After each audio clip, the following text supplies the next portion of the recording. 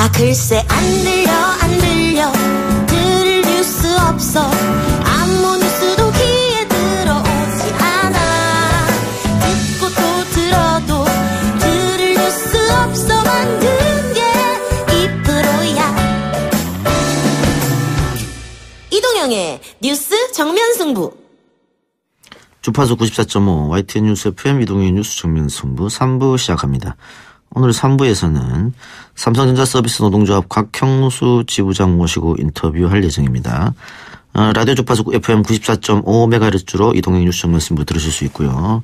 또는 YTN 라디오 전용 애플리케이션 예스로도 실시간 감상하실 수 있습니다. 다시 듣기는 YTN 라디오 홈페이지 또 팟빵 앱과 아이튠즈 팟캐스트에서는 방송 후에 곧바로 업로드할 것을 약속드립니다. 의견 참여 가능합니다. 휴대전화 문자 메시지 샵 0945번 우물정 0945번이고요. 단문 50원 장문 100원의 유료입니다. 물론 무료도 있습니다. 예스 앱에서는 무료로 실시간 댓글 참여 가능하고 팟빵 앱에서도 댓글 무료로 참여 가능하니까 많은 참여 부탁드리겠습니다. 이 작가야 궁금하다.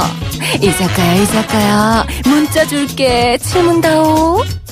여러분은 지금 웃으며 정보를 입수하고 편안하게 참여하는 이동영의 뉴스 정면 승부와 함께하고 있습니다.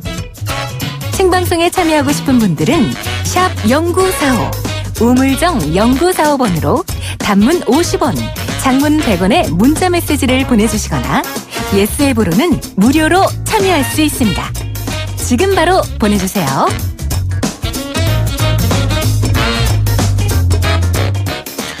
네, 최근 삼성전자 서비스가 합법적인 노조활동을 선언하면서 80년을 이어온 삼성의 무노조 경영 기조가 무너졌습니다. 지난 2013년 노조 출범 이후 삼성으로부터 끊임없는 박해 또 노조 탄압에 시달려왔던 삼성전자 서비스 노동조합. 오늘 노동절을 맞이해서 그분들의 이야기를 직접 들어보는 시간을 가져보겠습니다. 삼성전자 서비스 노동조합 곽형수 통합수석 부부회장 스튜디오에 나왔습니다. 어서 오세요. 네, 안녕하십니까. 기나긴 싸움이었죠? 예, 그렇습니다. 네, 몇 년 걸렸습니까? 예, 지금 이제 5년 됐습니다. 5년? 예. 5년 동안 어떤 일을 당했는 건지 이따가 좀 자세히 얘기하기로 하고요. 예. 오늘 노동절인데, 오늘 노동절은 작년, 재작년하고 많이 다를 것 같아요. 어떠세요?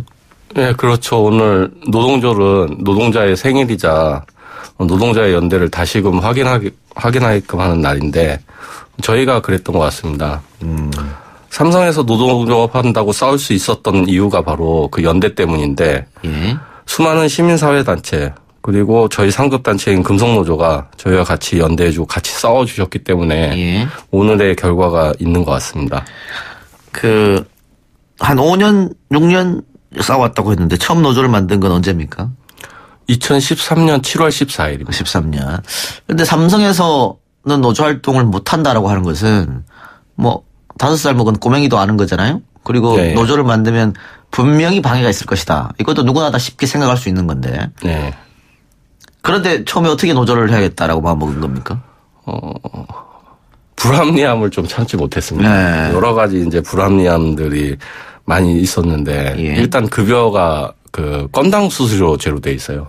그래서 지금처럼 일이 많은 여름에는 7주 내지 8주 동안 쉬지도 못하고 일을 지속적으로 해야 되고요. 특히 에어컨 수리 같은 거. 그렇죠. 예. 근데 이제 하루라도 이제 쉬겠다고 하면 내일부터 출근하지 마라. 아하. 혹은 이제 여름에 휴가는 꿈도 못 꾸고요. 네. 예. 또 우리 조합원 중에 어떤 분은 할머님 장례식장에 가야 되는데 장례식장에 간다고 회사에 보고를 하니까 들어와 있는 접수 물량은 다 처리하고 와라. 이런 말을 하기도 하고요. 그러니까 아주 심각한 노동 환경이었죠. 그럼 거기다 그런 부당함 때문에 시작했다. 네. 그럼 그게 비정규직 노동자였기 때문에 삼성에서 그렇게 할 수 있었던 건가요? 그렇죠. 이게 저희가 기본 급여조차 없는 구조였거든요. 네. 그러니까 건당 수수료로 돼 있다 보니까 우리가 한 건은 휴대폰을 하나 수리하면 5,000원 내지 6,000원. 예. 냉장고를 하나 수리하면 15,000원 이렇게 받는 구조였거든요. 예. 그래서 겨울에는 일이 없어서 급여를 실제 최저임금도 안 되는 5, 60만 원을 받아가면서도 저희는 모르고 있었던 거죠. 그러다가 이제 노동상권이라는 걸 알게 됐고 이것들이 다 불법이라는 걸 알게 돼서 현 지회장인 나두식 지회장과 한 10여일 정도 진짜 밤샘 토론을 진짜 많이 했어요. 저희가 노동조합을 해야 되나 말아야 되나에 예. 대해서 정말 많은 고민들을 했고, 그래서 하자. 이건 너무 불합리하다라는 생각에 노동조합을 하게 되었습니다. 노동조합을 하려고 마음먹은 그때부터 삼성에서 방해가 있었을 것이라고 보여지는데, 구체적으로 어떤 방해가 있었나요? 그렇죠. 이제 이제 전국의 여러 엔지니어들이 이제 소통하는 이제 톡방이 있었어요. 예. 거기다 이제 저희가 7월 14일 날 노동조합을 띄우기 위해서는 소식들을 알리고 예. 여러 가지 일들을 해야 되잖아요. 예. 이제 그 톡방에다 이제 저희 소식들을 알리니까 각 센터의 SV, 그러니까 원청 관리자죠. 각 센터의 SV들이 휴대폰을 뺏어서 이거 최초 유포자가 누군지 발본색을 하는군요. 발각하고 그래서 제가 최초 유포자이기도 했었고 그런 어려운 일들을 많이 당했고 심지어 13년 7월 14일이 토요일이었어요. 그날은 이제 출근만 해도 20만 원 내지는 30만 원의 수당을 준다. 이렇게 해서 돈으로 막을라 했었죠. 그런데도 불구하고 어쨌든 400여 명의 조합원들이 모여서 설립총회를 진행했습니다. 설립총회 이후에도 끊임없는 방해 공작이 있었을 것 같은데요. 예, 그렇습니다. 제가 이제 해운대 센터 출신이에요. 예. 근데 해운대 센터는 지금 언론에 나오다시피 여러 가지 많은 일들이 있었거든요. 예. 그리고 그때 그 대표가 어저께 구속영장이 발부됐어요. 네.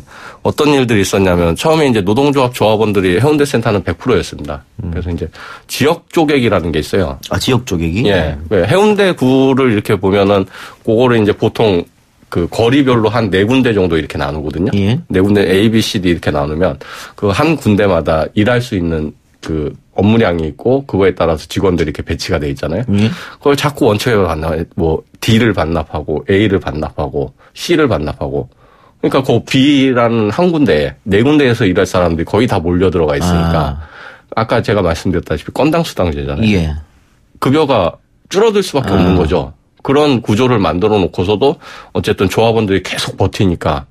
그러면 그런 구조를 만든 것은 노동조합을 하지 않겠다고 얘기하면 원상복구 시켜주겠다 이런 거네요? 그게 금액적으로 압박하는 거네요? 그렇죠. 그러니까 실질적으로 이제 어쨌든 그래도 고참들은 한 200만 원 정도는 받아갔었는데 실제로 그렇게 지역을 줄이다 보면 갑자기 급여가 80만 원, 90만 원 이렇게 줄어들거든요. 그러면 실질적으로 생계 압박을 받으니까 못 살죠. 예, 못 살게 되죠. 근데 그걸 우리가 버텼어요.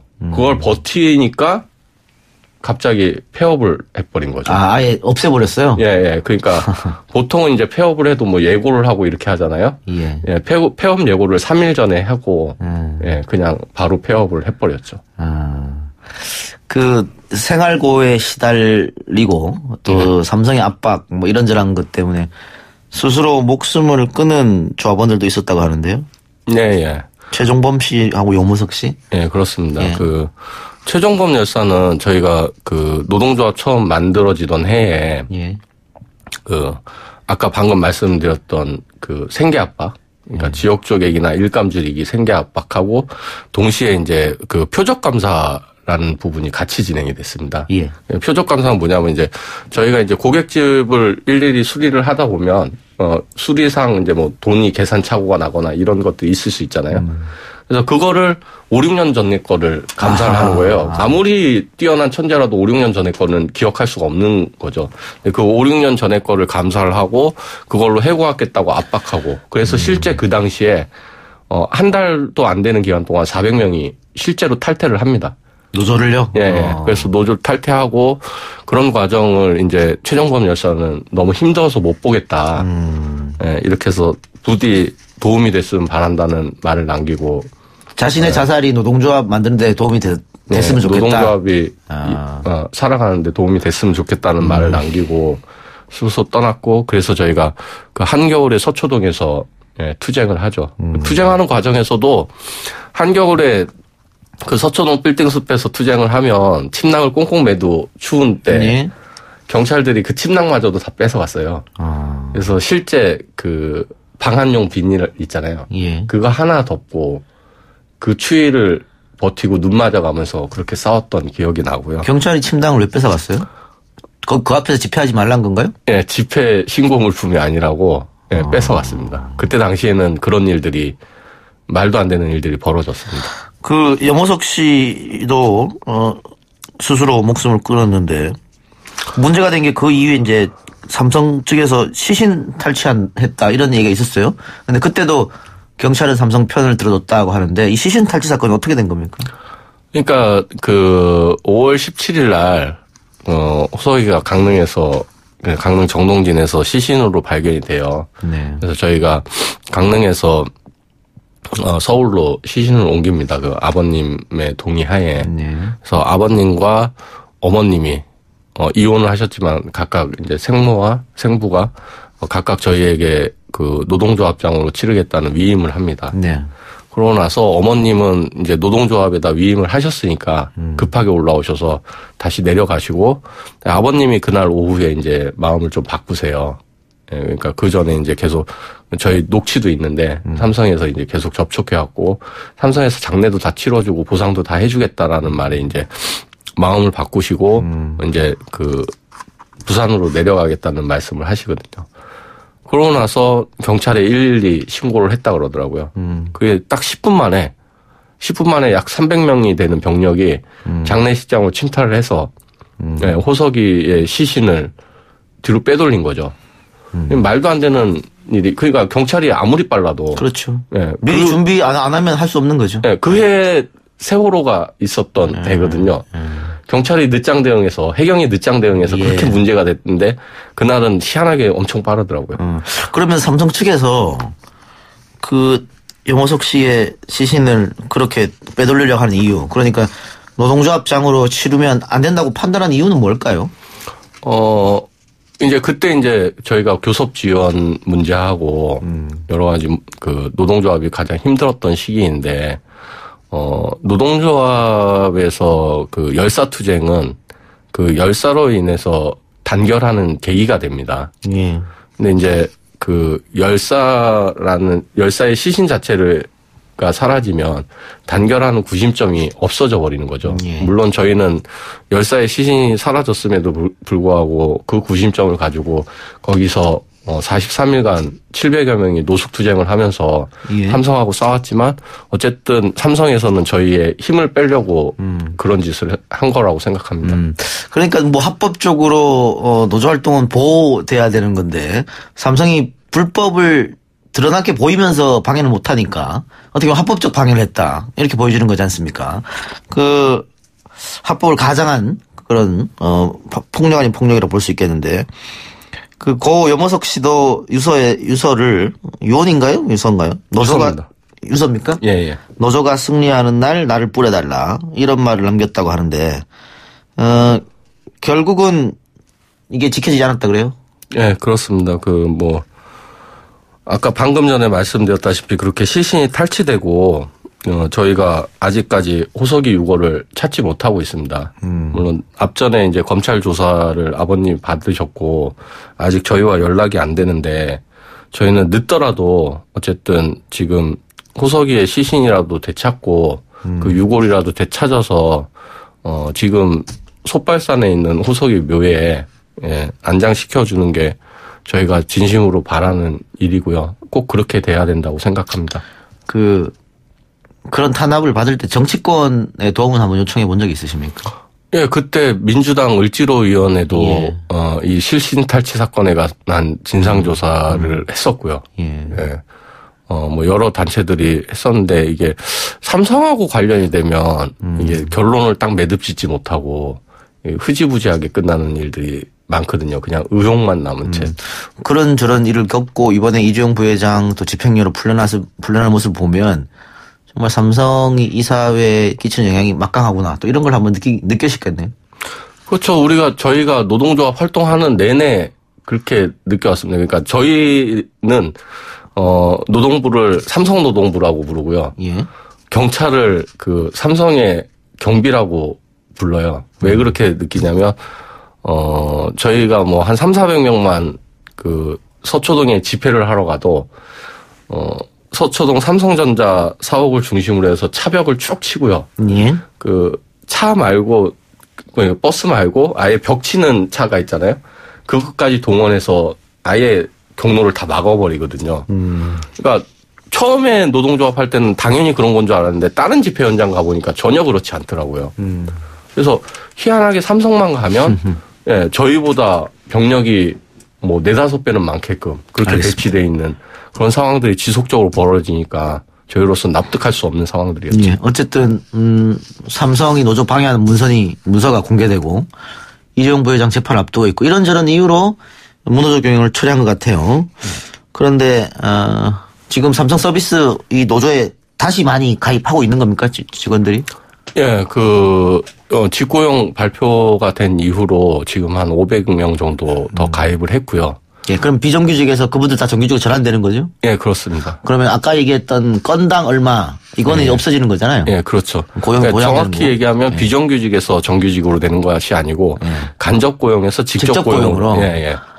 뭐 그것도 굉장히 원했던 거잖아요. 그렇죠. 저희가 예. 직접 고용, 직접 교섭을 노동조합을 만들면서부터 지속적으로 요구해왔죠. 아니 이렇게 쉽게 할 수 있는 걸 왜 80년 동안 하지 않았을까 그런 의문점 드는데 마지막으로 저 삼성이란 어떤 회사에 대해서 하고 싶은 말씀 한마디 하십시오. 예. 이제 무노조 경영은 끝장났습니다. 더 이상 무노조 경영을 위해서 노동조합을 탄압할 것이 아니라 대한민국을 대표하는 초일류 기업이니만큼 시대의 흐름에 발맞춰서 친노동적인 기업으로 거듭나기를 바랍니다. 알겠습니다. 그리고 앞으로도 예? 풀어야 할 숙제가 삼성에는 많을 것입니다. 노동조합 문제가 그렇고 반도체 공장의 산재 문제, 반올림 문제 또한 그럴 것입니다. 이제는 초일류 기업답게 책임을 피해가지 말고 당당하게 책임지는 좋은 회사가 되었으면 좋겠습니다. 그리고 마지막으로 애청자분들께 한 말씀 드리고 싶습니다. 예? 혹시 뭐 휴대폰을 고치러 가시거나 집에 냉장고 등을 수리 받으실 때 오시는 그 엔지니어 분들께 노동조합과 함께 하세요라는 이 한 말씀 해준다면 예. 저희에게는 큰 힘이 될 것 같습니다. 알겠습니다. 오늘 여기까지 듣겠습니다. 네, 감사합니다. 지금까지 삼성전자 서비스 노동조합 곽형수 통화수석 부지회장이었습니다. 이동현 뉴스 정면 승부 잠시 후 4부에서 찾아뵙겠습니다. 뉴스 신동 이 작가와 함께하는 비포장 뉴스 해학 뉴스 정면 승부.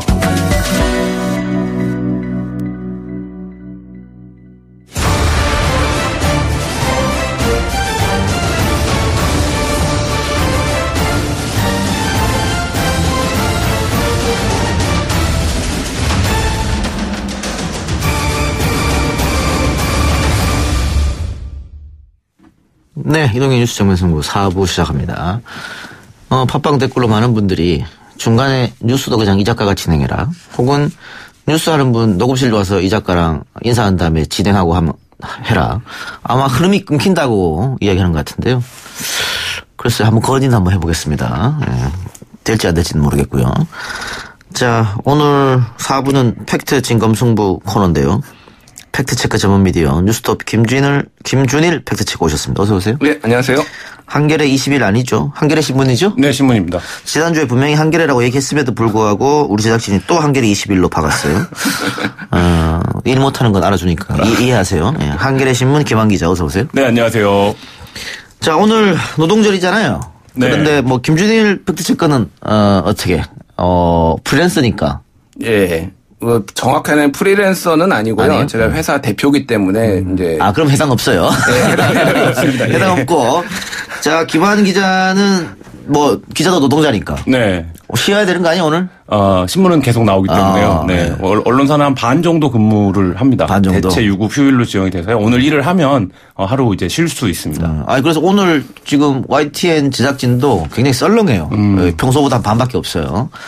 반밖에 없어도 진행이 잘 되는 거 보니까 반만 진행하세요. 저도 뭐 프리랜서이기 때문에 조금 이날하고는 큰 상관이 없는데 제가 지금 오늘 저 달력 제가 오늘 뜯었거든요. 5월 1일 되는 거 보니까 근로자의 날이라고 써 있어요. 네. 근데 노동절이라고 얘기하기도 하고 근로자의 날 또 노동자 근로자란 말 쓰면 안 된다는 얘기도 있고 뭐 어떤 게 정답입니까? 네, 뭐 노동과 근로라는 말을 혼용해서 쓰고 있는데요. 뭐 공식적으로는 이제 근로자의 날이라고 부르는데 의미로서 노동자의 날 뭐 이렇게 부르는데요. 헌법 32조를 보면 모든 국민은 근로의 권리, 의무를 가진다 이렇게 되어 있습니다. 그러니까 헌법상에 규정된 용어는 근로인데요. 근로와 노동은 뭐 의미가 다르죠. 노동은 그 일을 한다, 움직여서 일을 한다라는 한자어 그대로 풀이하면 그런 뜻일 거고, 근로는 부지런히 일한다 이런 뜻일 텐데요. 이 말 자체가 그러니까 근로와 노동의 차이에서 가장 큰 차이가 이 노동자성을 어떻게 보느냐, 주체적인 것으로 해석하느냐, 아니면 사용자의 입장에서, 그러니까 부지런히 일하면 좋은 거는 역시 그 노동자를 고용한 사용자일 테니까 뭐 그런 의미에서 사람들이 이것이 근로자의 날이 아니라 노동절로 불러야 되는 것 아니냐 이렇게들 많이 지금 이제 주장을 하기 시작한 것 같습니다. 그러니까 조금 능동적 표현이라고 봐야겠네요. 노동이라고 하는 그렇죠. 게. 그러니까 근로할 때 그는 부지런하다라는 뜻이니까요. 이거는 그러니까 이제 어쨌든 근대화 이후에 노동을 바라보는 뭐 지배자 혹은 사용자들의 관점이 투영된 용어가 아닌가 뭐 이런 생각이 듭니다. 좀 보충 설명을 해드리자면요. 이제 근로라는 단어가 처음 나온 거는 일본어에서 나왔습니다. 이제 메이지 유신 이후에 자본주의가 들어오면서 일본이 많은 조어들을 만들어내지 않았습니까? 거기에서 이제 스토메루라는 단어인데 근자에다가 조사를 붙여서 이게 이제 일하다 근무하다예요. 그래서 이게 스토메루. 예, 제가 일본어는 못해서 예, 그래서 이제 스토메루라는 건데 이게 중립적인 단어예요, 사실은. 그러니까 이거는 무슨 얘기냐면은 특정 공간, 그러니까 어떤 사무실이나 공장에 가서 일을 하는 거. 그래서 자본주의 개념이죠. 그러니까 이제 없던 거, 그러니까 농사를 짓던 사람이 이제 어디 가서 월급을 받고 일하는 거. 그래서 당시만에 그거가 이제 현재 우리나라에 많이 남아있지 않습니까? 출근. 그러면은 이렇게 근면이 나아가는 게 아니라 일하러 가는 거죠. 노동. 그러니까 퇴근하면은 일에서 끝나서 나오는 거고, 뭐 이를테면 개근하면은 다 나오는 거고. 그래서 다 남아 있어요.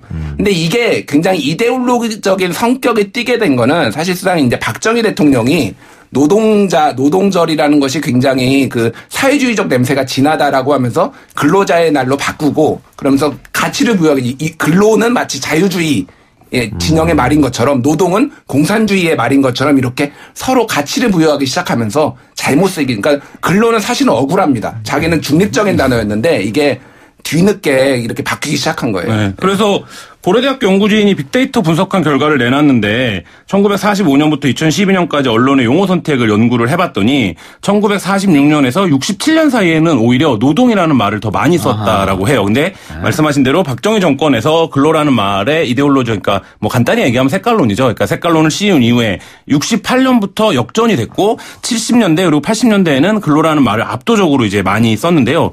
이 격차가 다시 좁혀진 계기를 보면 이 말을 부르는 것이 어떤 정치적 의미가 있는지를 알 수 있는데 87년 6월 항쟁 이후에 이 격차가 좁혀졌다는 거죠. 그러니까 그러니까 시민들이 노동자성이라는 것을 각인하고 인식하고 난 후부터는 근로와 노동이라는 말에 주어진 어떤 이데올로적인 함의를 스스로 좀 극복하려고 또 노동이라는 것의 자기주도성을 좀 확보하려고 하는 시민사회의 노력이 있었다. 뭐 이렇게도 좀 볼 수 있을 것 같습니다.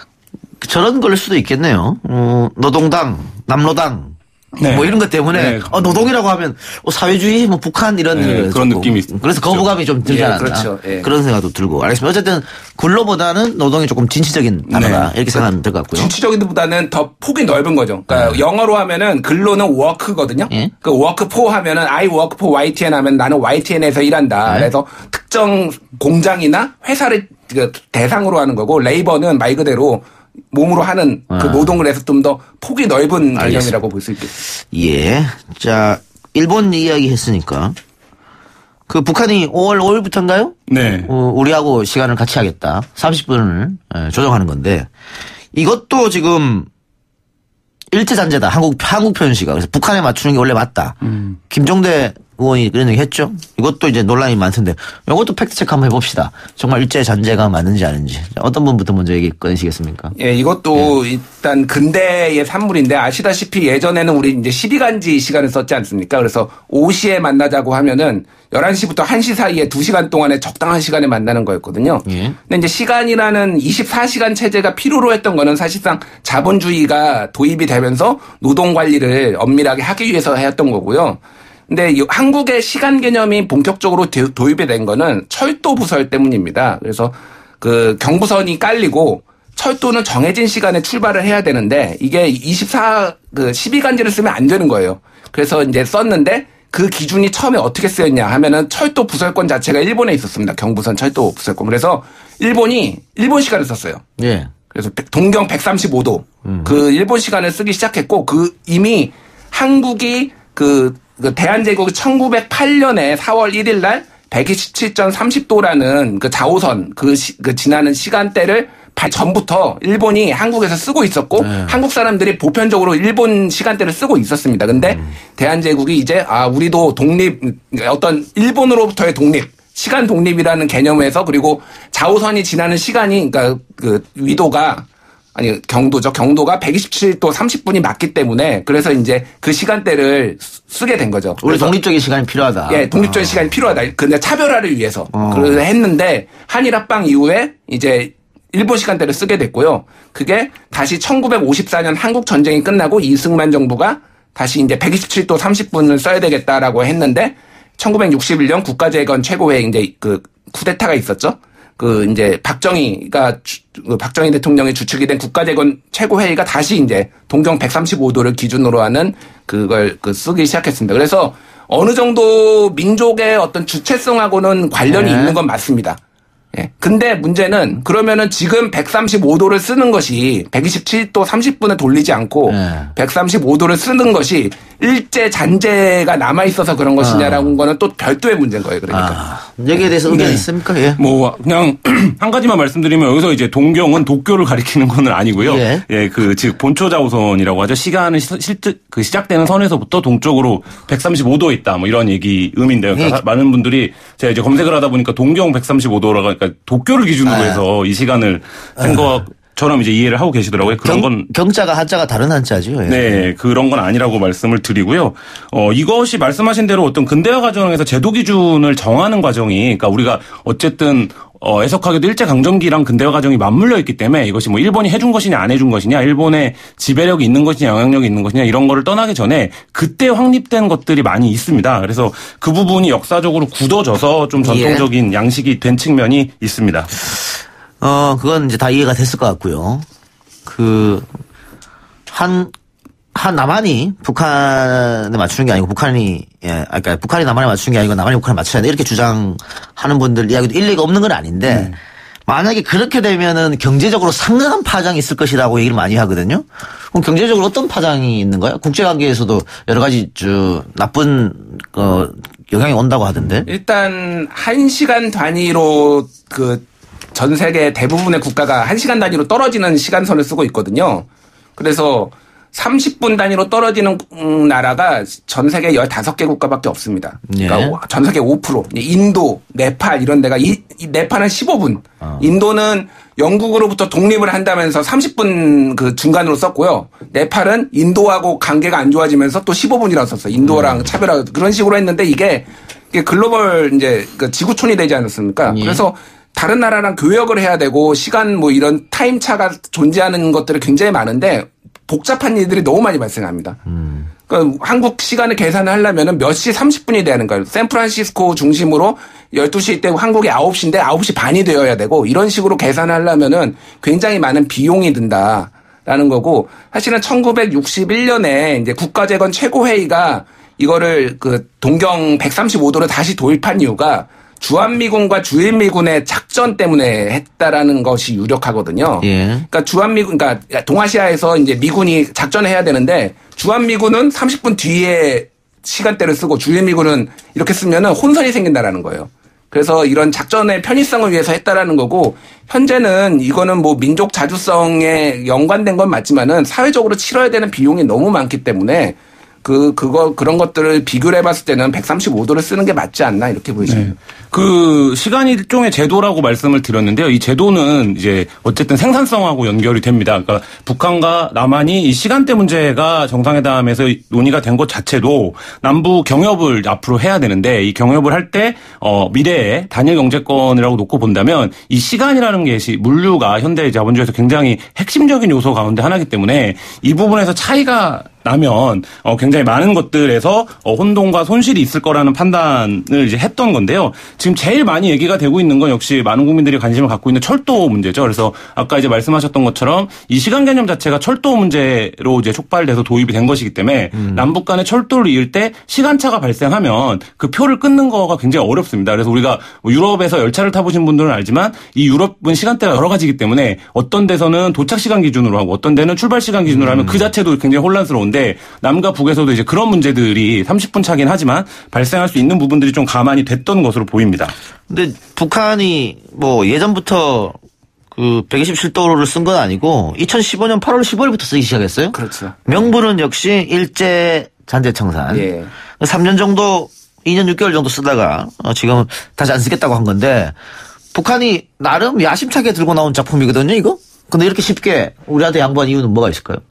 뭐 아무래도 지금 사안의 엄중함이죠. 그러니까 정상국가로 이제 진출하기 위해서는 남한의 협조가 굉장히 필요한데 그리고 남북 경협이라는 것이 굉장히 중요한데 시차가 걸림돌이 돼서는 안 되기 때문에 비핵화도 전면적 비핵화도 선언한 마당에 지금 뭐 이 시차가 중요하겠습니까 사실. 그래서 한국에서도 아시다시피 많은 의원들이 이거 법 개정안을 냈어요.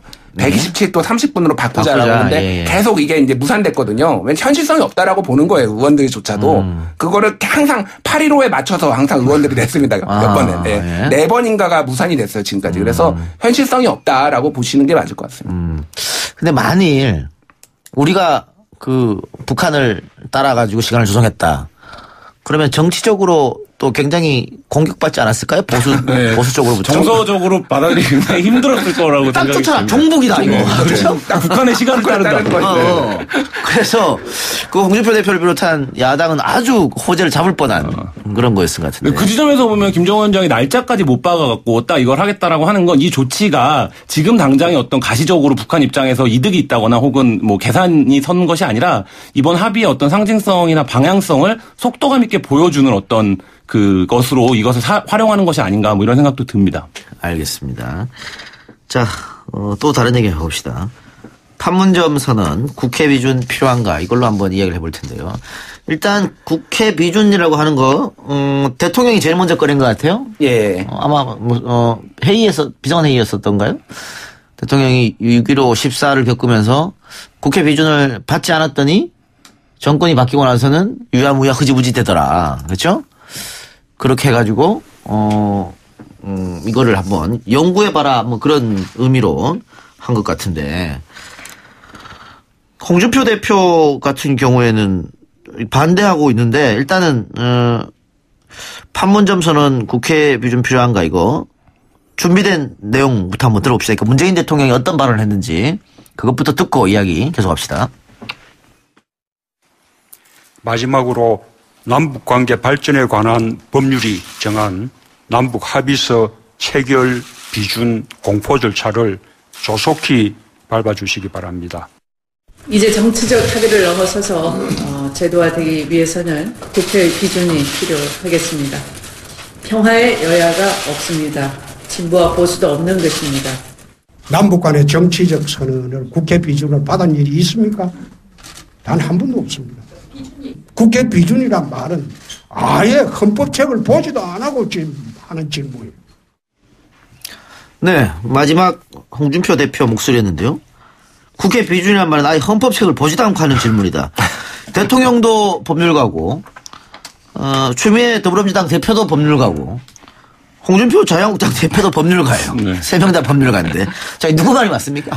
일단 제가 먼저 말씀을 드리면은 이 비준에 관한 거는 이제 2006년부터 시행된 남북관계 발전에 관한 법률 21조에 이제 규정이 되어 있습니다. 그래서 국가의 재정적 부담을 지우는 남북 합의서 관련해서는 국회 동의를 받아야 된다. 비준을 받아야 된다라고 하고 있는데요. 근데 이게 좀 애매해요. 그러니까 도대체 재정적 부담을 어느 정도 지워야지 이거를 해야 되는지. 그래서 관례적으로 보면은 정치적 선언은 비준을 안 받은 게 맞습니다. 예. 그래서 통일부가 이제 자료를 낸 거에 따르면은 남북이 지금까지 245건의 합의서를 지금까지 가졌어요. 그러니까 체결했는데요. 그 중에서 국회 동의 절차를 밟은 거는 13건입니다. 그러니까 대부분 정치적 선언이 많았기 때문에 이제 안 밟았다는 거죠. 근데 아까 전에 문재인 대통령이 말씀을 했듯이 비준 동의를 안 받으니까 정권이 바뀌면은 이게 완전 무시가 되는 거예요. 굉장히 그 높은, 그러니까 뭐 많은 내용을 담고 있고 바람직한 내용을 담고 있지만은 이게 정략적으로 이용이 되고 다 무시가 되다 보니까 계속 이제 통일로 나아가고 평화로 나아가는 길이 이제 단절되는 일이 많으니까 차제에 이제 비준 동의를 받자라는 것이 이제 문재인 대통령의 그거고요. 사실 이제 이번에 그 425 맞습니까? 427이죠. 네. 팩트 체크 제대로 하시고요. 죄송합니다. 정상회담의 그 내용을 보면은 그 재정적 부담을 지우는 내용도 있고 아닌 것도 있어요. 그래서 이게 애매합니다. 그래서 정치권이나 일각에서는 북미 정상회담까지 보고 그 다음에 어떤 것들의 비준 동의를 받아야 될지를 좀 검토를 해보자라는 이제 주장도 나오고 있거든요. 이게 지금 조선일보 의 해석과 다른 언론의 해석이 전혀 좀 엇갈리고 있는데 조선일보는 홍준표 대표의 해석을 적극 동의하고 있죠. 이 근거는 뭐냐면 헌법상으로 북한이 국간이 아니냐라는 논점을 던지는 거예요. 그러니까 이제 그 부분에 대한 판례에서 국가는 동반자이지만 동시에 적대국이 뭐 이런 표현들이 있는데 이제 북한의 국가성을 인정하지 않은 판례가 있다. 그렇기 때문에 국회 동의는 기본적으로 국가와 국가 간의 조약에 대한 것을 국회가 동의하는 비준 동의하는 것인데 북한 자체를 국가로 볼 수 없다. 뭐 이런 이제 해석이 있는 것이고요. 그러니까 근데 지금 민주당에서는 남북관계 발전 기본법 등의 이제 법률에 따라서 이 부분이 이제 국회 비준을 받을 수 있다라고 주장을 하는 건데 말씀하신 대로 이 두 간에 약간의 애매한 점이 있습니다. 그래서 이제 보수 진영이나 그 자유한국당이 이 부분을 집중적으로 좀 파고들어서 이 합의의 자체를 그러니까 우원식 대표도 오늘 그런 말을 했는데 불가역적으로 좀 만들기 위해서 필요하다 뭐 이런 얘기를 좀 했는데 그러니까 그 말인즉슨 국회 비준을 받는 것이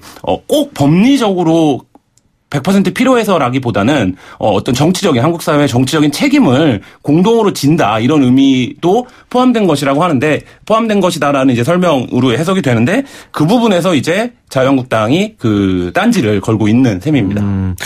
북한을 국가로 볼 수 없기 때문에 비준이 안 된다고 하는 것은 저는 말장난 같은데요. 그러니까 뭐 그 일부 이제 보수적인 헌법 학자들이나 법리적으로는 그렇게 해석을 하는 주장이 있다라는 것이 지금 자유한국당 홍준표 대표도 오늘 기자들한테 헌법책을 읽고 하라 이렇게 여기까지 했는데 그렇게 주장해서 그게 먹힌다면은 북한하고는 아무것도 못 하는 거죠. 뭘 할 수 있겠습니까? 괴뢰 정부. 그렇죠.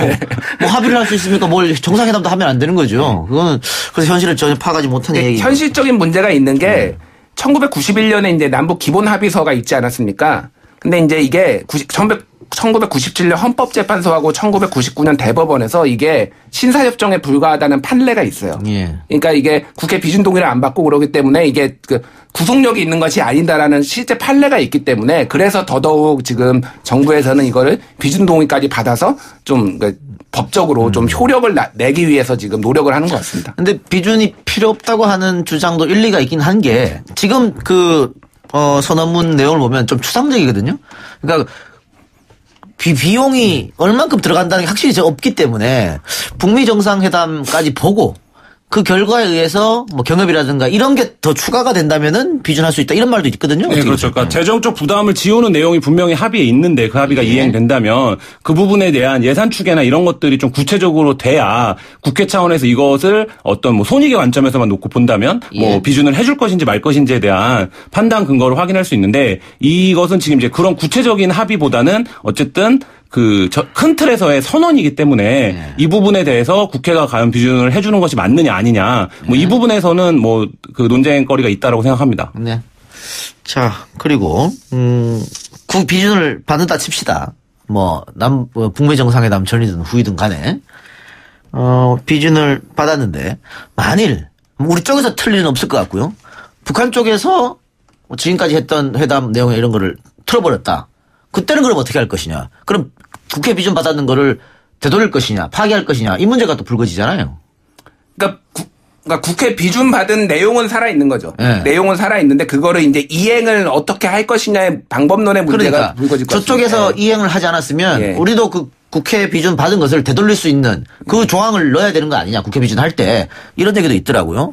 그러니까 한국 사회 그러니까 이것은 한국 사회 그러니까 남한 에서 구속력을 갖는 것이라고 봐야 될 것 같고요. 여러 가지 국제외교적인 문제가 발생해서 북한이 지금 판문점 선언의 합의를 깨버린다라고 하면 그 부분을 국내법상으로 이렇게 현실적으로 그 제어할 수 있는 방법은 사실상 없는데, 그러니까 그 부분까지도 그러면 법률적으로 논의를 해서 국회가 비준을 해야 되냐, 이렇게 들어가면 다시 이제 원점으로 돌아가서 이 선언에 대한 국회 비준이 과연 필요한 것이냐, 뭐 이런 부분으로 논의가 또 돌아가는 그런 구조인 것 같습니다. 논쟁 구조 자체가. 알겠습니다. 이것도 어쨌든 그러면 과반수, 만약에 표결로 간다면 과반수 찬성, 과반수 참석, 과반수 찬성 이겠지요. 근데 이 문제까지 표결을 좀 안 가고 협의를 했으면 하는 바람이고, 지금의 어떤 국민적 분위기나 대통령 여론 또 민주당 지지도를 봤을 때는 끝까지 자유한국당이 이것을 거부한다고 하면 저는 선거 전에 굉장히 큰 역풍도 불 수 있겠다, 그런 판단도 듭니다.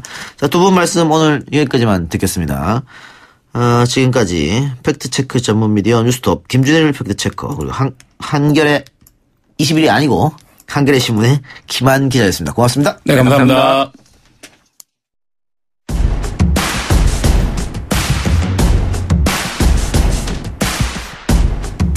네, 많은 분들이 문자 주고 있네요.